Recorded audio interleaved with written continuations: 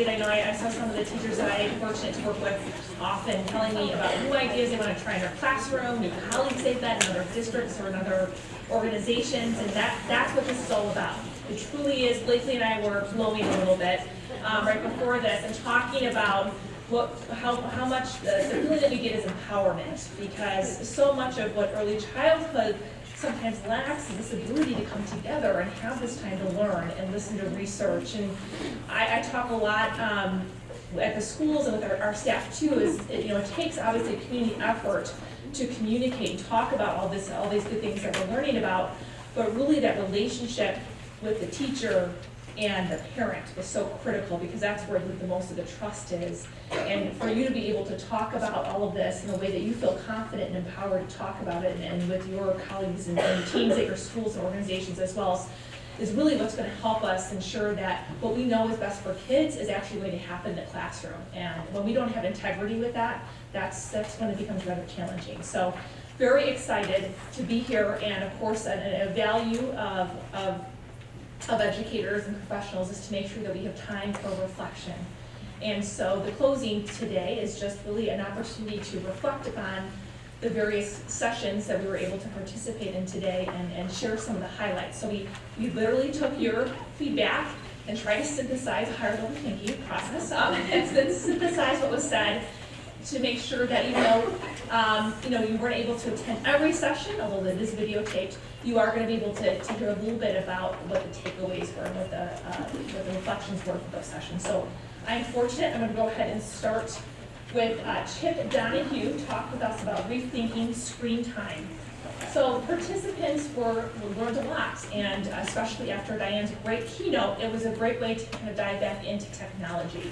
And first and foremost was the idea is, technology is here. If we like it or don't like it, it's here, and we need to be able to adapt and understand how we can best utilize it for our students. And really, it still is all about relationships. It's about that human interaction, the face-to-face interaction. However, with that balance and everything is key. It's the genius of that things coming together. What other participants said is that there's no magic in screen time number. So, the talked about, everybody asked me about, how many minutes is it okay for a student to be engaged with the screen. He said it's really not, that's not the metric to use. It's also the quality of the content, and students can be creators. And then finally, this feeling of whether you like it or not, we're all media mentors, and we need to be able to embrace that and understand that we come from a place where we really need to model what we believe is best for children. How are we feeling? Empowered, which is such a great word, that the adults know more than what we believe we do. We don't give ourselves enough credit for what we know already. We also feel inspired to find beneficial ways to use media. So there was a lot of hope there that we can use media in a way that's good for children. Feel informed, and feel like I should get rid of my iPhone.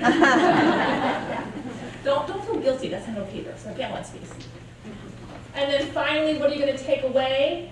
One is that, like everything else, technology is best to use when it's interactive, when students are working with it. Chip referenced a Northwestern study that's about to be published, where they studied children working alone with a device, working in pairs with a device, or working without a device alone.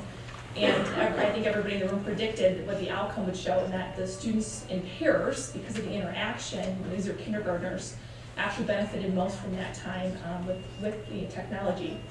And then finally, a quote that many referenced were the idea of, there's another idea too, but I'll go with the quote, connection is inevitable, distraction is a choice, so about the empowerment and being able to have control over it. And then finally, there was a lot of confessions about monitoring your time, or our own time on our devices and on our phones, or calling out our spouses maybe, but a little bit about how we need to be models for our children and for each other. So that was Chip Donahue's summary. So thank you. So next, we have Merle Scharmann, who's going to come up and summarize for us Debbie Leslie's math presentation. Thank you. Thank you so much. What a pleasure to be here. I actually parenthetically have to say I was at the very first meeting of kindergarten and preschool teachers facilitated by the Alliance, and there were 7 of us. So this is extraordinary to see. What a wonderful day. I had the pleasure of facilitating Debbie Leslie, rigor versus play in early mathematics. And also parenthetically, Debbie did spend some time in Winnetka. So it was wonderful to hear and learn from her again. I'm going to start with some of my favorite direct quotes from her presentation. Prime them to mathematize our world. Creativity goes hand in hand with rigor, and push back on push down. All important thoughts. Your feelings, what are you thinking? Math attitudes are formed very early. So early childhood experiences, they matter in math. Early math is important for not only promoting both math literacy, but early reading literacy. What was old to so many of us is new to so many of the younger teachers, that tactile, concrete activities are much more meaningful for young learners. This gave me ways to clarify our message so that all understand the intellectual value of open-ended, concrete problem solving. In other words, I think this teacher felt empowered now to communicate this kind of work. And this was one of my favorites: reduce paper and pencil lessons, recreate experiences to reduce simple worksheets, bye-bye worksheets. So how are you feeling about math now? Several people were very validated because they use a hands-on approach. Several people felt math can be a lot of fun in exploration. Many felt better prepared to advocate for this type of learning, and I think this will probably be a theme throughout much of our conversation today, as Trisha referenced, that feeling of empowerment. And several were searching for colleagues to collaborate with about creating play-based math. So this kind of a day feeds that need. So what are you going to take away with? This quote popped up a lot of Debra's: play to learn, not learning to play. And as a walkaway, as an educator, to take responsibility for making the case over and over again for meaningful, concrete learning for our young children. And trust children. Trust children because they can do much more than we can imagine or know. And this is a particularly exemplified in mathematics if you go, excuse me, into a more intellectual approach. And they're hoping for more conversations, more exploration, and more play. So thank you.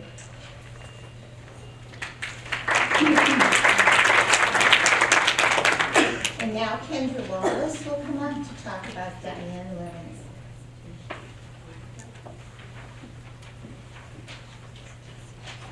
So many of you heard her for the keynote, and the fortune of those of us who were in the session is we got to hear it extended. What she really took is the principles she laid out in the early part of the morning and went a little more deeply and really gave participants an opportunity to engage in how that was impacting them in their schools and classrooms. So what do we learn? That parents need to be informed and engaged. The more we can educate parents, the more we can show them that through our play base, kids are authentically representing learning and taking it from the play environment into other applications. Encourage family play. How often are parents going out and playing with kids? People told us stories of sharing the winter play activities and then parents being so excited and going out, many of them for the first time, playing in the snow. Play is a tool for differentiation. You can extend kids in all different directions. with the play-based approach. More detailed ways to play, people felt they were already doing this practice and they garnered a lot of new ideas of how to extend their work even further.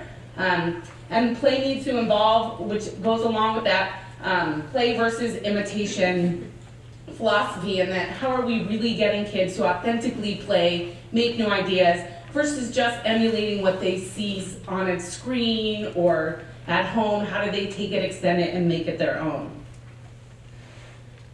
So how are you feeling? I haven't heard whether you were at this session or in the lunchroom or in these hallways. I think these are all words we feel.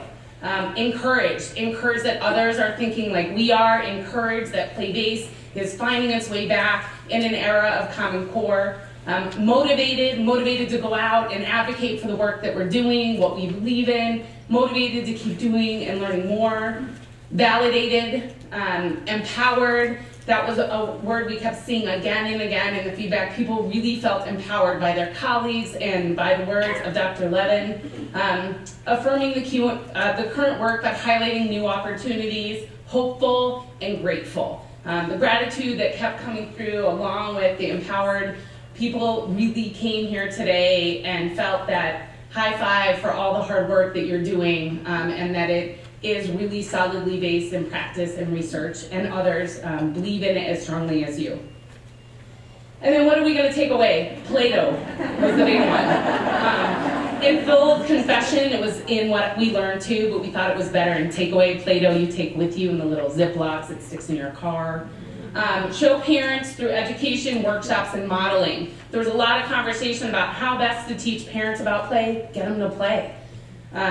We need to have workshops. They need to understand. So much of what we heard today is amazing for parents to hear because they don't understand it in the same way till they see it and live it.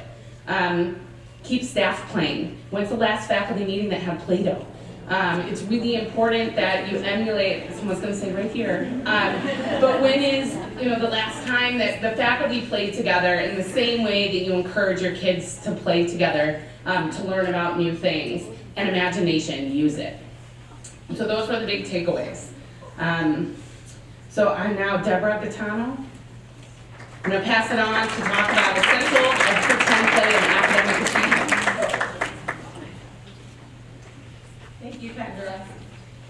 I had the pleasure of sitting with Jillian for 2 of her sessions, which was an honor for me. She was a former professor of mine when I was at Erickson, so it was nice to hear her work, and it was nice for me to hear that for as much as we think the early childhood world has changed, the things that she spoke about today are the same things that I got to learn in her classes a few years back. So the things that came out of our session were the importance of teachers intentionally observing and facilitating play. So we sometimes forget the important role that the teacher takes in the play. And there was a real interesting balance because sometimes the language that we use is what impacts how the teachers interact with the play. So being careful to not inject yourself in a play scheme and say how it should go, but ask more about the question so that they can lead it in their own way. We talked about many classes do story dictation. Oftentimes, though, classes start with a story starter so that they can get kids to dictate something to them, which gives them information perhaps about the thought process that kids have with stories. But that's very different than transcribing and when you go and listen to them in their own setting. And one of the things that we talked about was how you actually can get more information from spying on their play than from sitting and having them tell you a story that you're dictating. So that was interesting. This was a great quote that she said, children are a natural resource, and it is our job to protect their natural resource, which is their imagination. So we don't really have a choice. We have to give them, we can't take that away from them. It's like breathing, and we have to make sure that they get to use that. The currency of school is language. This was really critical, that through play, we use language all the time. That's what they're doing through play. They're learning how to speak and learning how to talk and learning how to use language and learning how to interact. And when you go forward in kindergarten, first, college, and jobs, you're going to have to use language all the time. So when we give them the freedom to do that and to interact and to negotiate things with each other, we are giving them the skills that they need to be able to move on in life. You have to see multiple points of view when you're in a play scheme. You have to be able to see what this child wants to do and what your friend wants to do, and you have to decide where you're willing to compromise or not compromise. And so that was a really critical piece. And 21st century skills are collaboration, negotiation, and navigation. What better place to learn those than through play? How are you feeling? Interestingly enough, very similar to the ones that we heard in the last session. Excited, empowered, a huge weight to carry, inspired, reflective, and energized. I think that's why we come to sessions like this. Even for those of us who think that we have been doing this for a while, when you come to sessions like this, it rejuvenates you.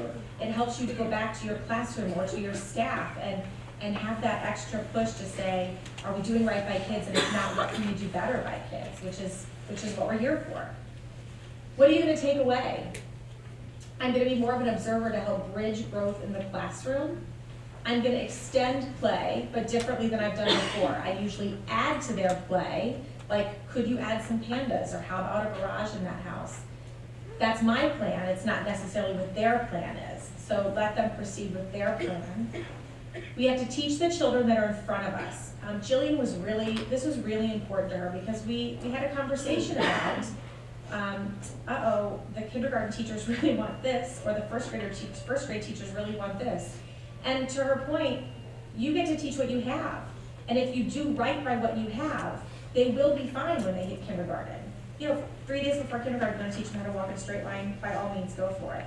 But she said she's not a grandma yet. She thinks she's going to be a great grandma, but right now she is who she is. So when you have 3, 4, and 5-year-olds in your classroom, be respectful of who they are. Teach a 3-year-old as a 3-year-old. Don't worry about where they're going to be. If you do it, they will get to where they need to be. She also said, I think Vivian Paley said this, that kindergarten is the graduate school of pretend play. So if we do it right, if we do it right, then that's where you get to go. Helping children learn to be a part of a community will ready them for the future. Children need a lot of time to play. The less defined the material, the more they'll be able to create. So, sticks, blocks, animals, less things that show them how to do it, but let them have that innovation.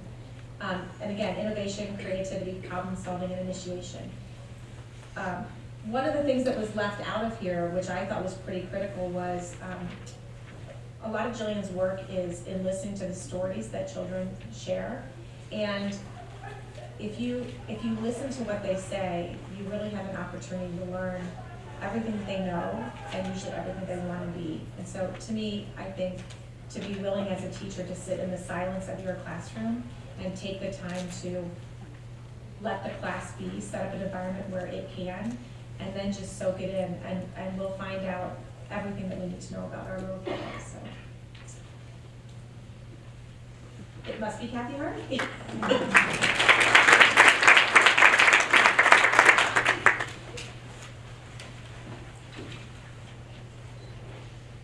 Thank you.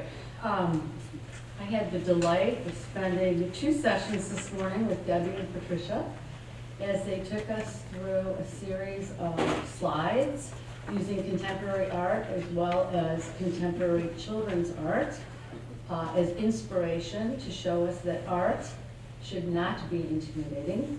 It was a perfect complement to Diane's session this morning. What is play? What should play look like? Well, art is play, and play is serious. Like play, art is exploration, learning about properties, observation, problem solving, open-ended. It is a validation of our individual uniqueness as well as our collectivism. We all enjoyed lots of oohs and ahs looking at the slide and how we were thinking is art is anything and everything. And in fact, one of the quotes they used, art can be found in the cracks of sidewalks. It is beneficial to slow things down and to use things in a different way, to examine the beauty in ordinary stuff found in your kitchen drawers. Anyone can be an artist, with art, exploration, and problem solving are visual and manipulative. And I love the idea of making collage with found objects. How are you feeling? Inspired, wonderful, engaged, excited, interested, motivated, energized, creative, encouraged, affirmed, and delighted. What will you take away? To see the potential in simple objects. Looking at everyday objects and found objects is inspiration to trigger conversation and creative processes in all areas and aspects of the classroom. Making this happen in my classroom every day. Thank you. Now we're going to close with Liza. Thank you, Liza. We've all really enjoyed our day.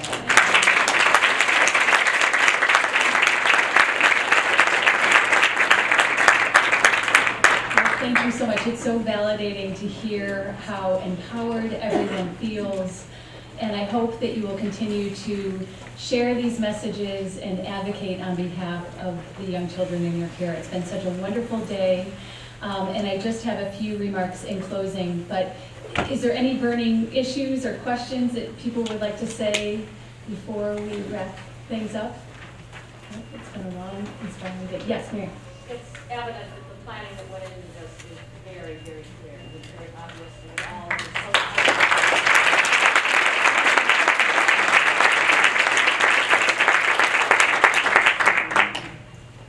All right, well, again, thank you all for being here. Thank you to our amazing facilitators and to the Chicago Botanic Gardens for hosting it. It just couldn't have been a more beautiful space, and we're so grateful.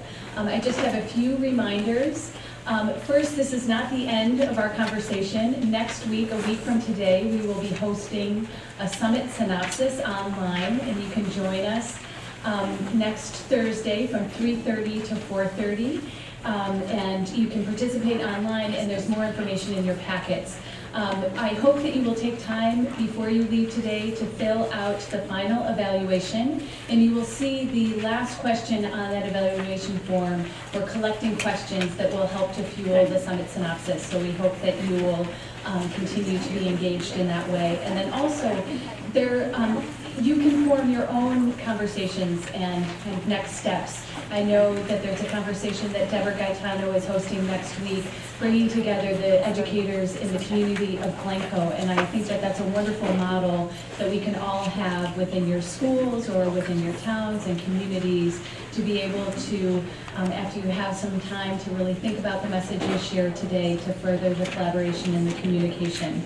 So just remember to fill out your evaluation. If you are needing a Gateways to Opportunity certificate, where you registered, we have those certificates there. We need to collect your form that you've been having with your stickers, so we'll take your form and then give you your certificate. We have the everything alphabetized, and hopefully it will be a quick process. I know it's been a long day and you're anxious to probably head home. And if you're needing any stickers, we also have extras available for any sessions that maybe you didn't get a sticker for. And then lastly, I want to remind you, in your packets you have a calendar of events of upcoming programs that the Alliance is hosting, and we're so excited to be bringing in Erica Christakis, who just released her book earlier this week entitled The Importance of Being Little, What Preschoolers Really Need from Grown-Ups. And that is going to be on Tuesday, April 19th from 9:30 to 11. We're so excited to be able to bring her in and just feel like the messages are a wonderful continuation of a lot of the things that we've been talking about today. So thank you for all the vital work that you do in our community, and please be in touch with the Alliance. We're anxious to support you in this vital role, and thank you so much for being here. We look forward to staying in close contact with you.